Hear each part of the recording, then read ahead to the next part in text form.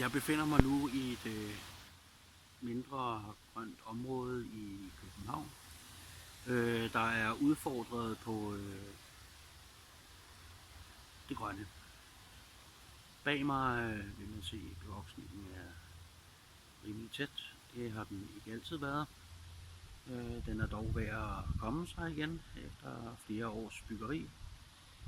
Fuglesangen har forstummet sig herude i området, efter at DR har etableret nogle bygninger og fået fat i nogle inkompetente lydteknikere, som forpester området herude, så fuglene føler sig tvunget til at finde andre steder, hvor de kan synge, fordi at koncerthuset får ødelagt stemningen her på Fælden på Amager. Området er trængt på den måde, at der er rift om området.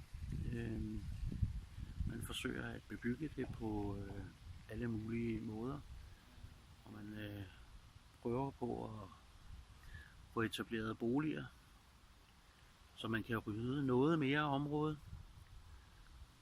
da man ikke synes, at de københavnske borgere skal have et grønt område og kunne bevæge sig rundt i og nyde naturen.